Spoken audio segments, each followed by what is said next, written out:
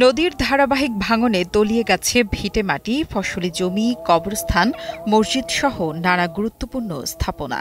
কোটি টাকা ব্যয়ে নির্মিত সেতুটিও দীর্ঘদিন ধরে অচল হয়ে পড়ে আছে। নদীর ভাঙনে সেতুর দুপারের মাটি বিলীন হওয়ায় যোগাযোগ বিচ্ছিন্ন হয়ে পড়েছে। এমন বেহাল অবস্থায় জরুরি চিকিৎসা সেবা, পড়াশোনা, বিয়ে শাদীর মতো সামাজিক কার্যক্রম হচ্ছে ব্যাহত। জনাগদা নদীর দেখতে এমন সিফা, কিন্তু ভাঙন অনেক বেশি, অনেক ভয় ভয়। আমরা দিন হলে ঘুমাই, রাত্রে হলে ঘুমাইতে পারি না নদীর ভাঙনের কারণে। চলার মতো রাস্তা নাই, পথ নাই। ফুলাফানি স্কুল মাদ্রাসা যাইতেও পারে না, যত মসজিদ কাছারি সব ভেঙে নিয়ে চুরমার করছে এই নদী। অনেক সময় পথ ঘাটের লেগে আমরা একটু ছোট আছি, অনেক সময় রাস্তাঘাট, মানুষের যাতায়াতের, পড়ালেখার, বিয়ে শাদীর, ঠিক আছে, এগুলো তো রাস্তাঘাটটি মানুষের চায়, ঠিক আছে, কিন্তু আমাদের রাস্তাঘাটে একটু অবহেলাতে। চাঁদপুর সদরের বিষ্ণুপুর ইউনিয়ন, একদিকে মেঘনা, অন্যদিকে ধনাগোদা নদী। নদীর পাড় ঘেঁষে থাকা বিস্তীর্ণ জনপদ ভাঙনের কবলে পড়েছে। এরই মধ্যে আড়ংবাজার থেকে কানুদি পর্যন্ত ধনাগোদার পাড় ঘেঁষা সড়ক নদীগর্ভে বিলীন হয়েছে। সংযোগ সড়ক নদীতে বিলীন হয়ে পানির বুকে দাঁড়িয়ে আছে অকেজো সেতু। এখান দিয়ে রাস্তা ছিল বর্দি আড়ংবাজার টু কানুদি সড়ক, এটা বিষ্ণুপুরের ভিতরে ৫ নম্বর ওয়ার্ড। তো এখানে আমাদের হাজার হাজার বসতবাড়ি ছিল। এখানে আসলে বসতবাড়িগুলো এখন নাই, ভাঙতে ভাঙতে অনেকে এখান থেকে চলে গেছে। আর এমনও আমাদের এখানে পরিবার আছে যারা মনে করেন অন্য জায়গায় বাড়ি করার মতো আর্থিক অবস্থা তাদের নাই। বাড়ি ঘর সব গেছে, বিলীনে নদীর মাঝখানে পড়ছে। আমার বাড়ি ঘর তো জায়গা তো সবই তো গাঙ্গের ভিতরে। আমরা হিসাবে আমার কিছু বলতে কিছু নেই, এই গাঙ্গের কারণে, নদীর কারণে। নদী ঘটে গেছে, জায়গা সম্পত্তি, বাড়িঘর সব বিলীন হয়ে গেছে। নদীর ভয়াবহ ভাঙনে নিঃস্ব হয়ে পড়েছে অসংখ্য পরিবার। গেল এক দশকে নদীর ভাঙন তীব্রতর হলেও আজও মেলেনি স্থায়ী সমাধান। আমাদের চলাচলের জন্য এই রাস্তাটাই আছে, এই রাস্তাতে হাঁটার জন্য আমাদের খুব ভয় লাগে।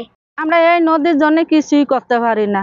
আমরা মনে করেন কিভাবে চলমু, কিভাবে করবো, আমগো হে সমর্থনও নাই। ব্রিজটা যখন আসে, সরকার ইচ্ছা করলে এই ব্রিজের সাথে সংযোগ দিয়ে রাস্তা তৈরি করে এই দেশের মানুষের চলাচলের সুব্যবস্থা করে দিতে পারে। এখন যদি সরকার যদি কোনোভাবে কোনো সাহায্য সহযোগিতা বা আমাদেরকে কোনো না করে, তাহলে তো আমাদের বিপদ হতে পারে।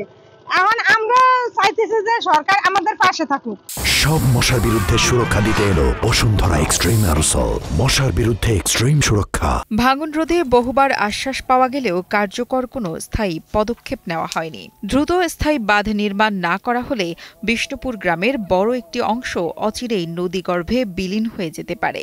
সেই সাথে অচল হয়ে পড়ে থাকা সেতু অন্যত্র স্থানান্তরের দাবি জানান স্থানীয় জনপ্রতিনিধি। এই ব্রিজ নিয়ে আমাদের তেমন মাথা ব্যথা নাই, ব্রিজ সরকারি যে কোনো কাজে ব্যবহার করতে পারে।